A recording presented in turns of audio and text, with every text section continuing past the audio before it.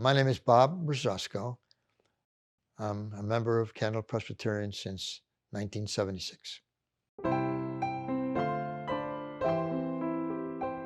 Well, I was on my first vacation that I had that I could spend a whole week, and I decided I wanted to go to Hawaii to learn to surf. Some guy comes up to me, and I recognized him, a movie star and a former Mr. America. He sit down, started talking to me about the gospel. So we got talking. He says, "Let's go to lunch." I went to lunch. We got talking. It was right there in Waikiki, and he asked me where I was. Well, I'm reading a book called Thinking in Destiny, all on metaphysics. He says, "I read the book," and I said, right then I knew. Sorry.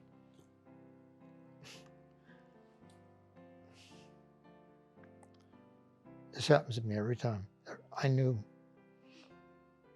that the Lord was leading me, and I accepted Christ because this book, 1,000 pages long, there can't be many people that have read this. And he had read it, he knew it, and in a few words, he explained to me how, not all nonsense, but it's not the way. So he explained to me briefly about the gospel. I accepted it, and I was on my way. He gave me his own copy of the book of John. And then when I came home, my neighbor says, "You need to go to Granada Presbyterian Church." So I did, and that's how I started. And Reverend Ossenson took interest in me and started to mentor me, got me to go to my first retreat, and eventually married my wife and I. I liked it right away, of course, right away. And the good thing was we became good friends, you know. Uh, so it was a good match, good match. She was a strong-willed woman, though, strong-willed, but she did a lot, did a lot. Then someone said, Granada's a long way from you. There's a nice new church just half a mile from your house. So I came to Kendall, stopped in, talked to Jim Bland, who was the pastor, and we started going there, and then I joined that church, my wife and I. Jim Bland took an interest in me and encouraged me to serve as a deacon pretty soon after I was there.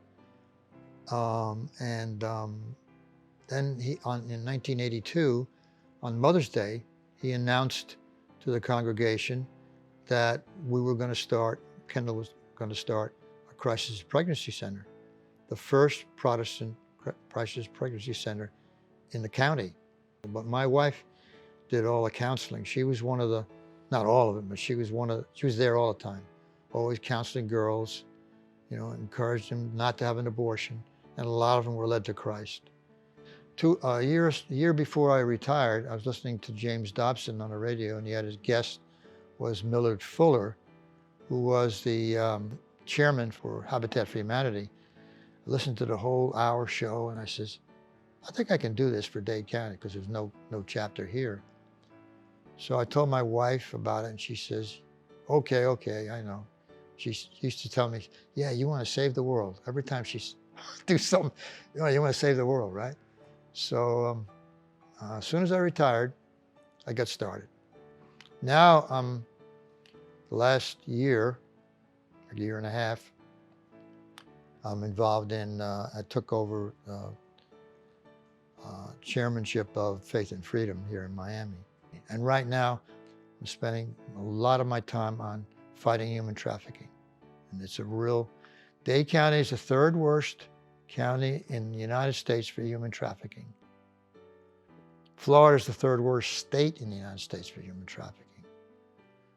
And we got a real problem here. This is terrible. And when you tell people this, they all agree.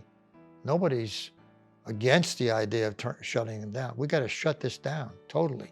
The thing I like to leave with everybody is pray for America. Pray for our governor, our lieutenant governor. Pray for an end to human trafficking.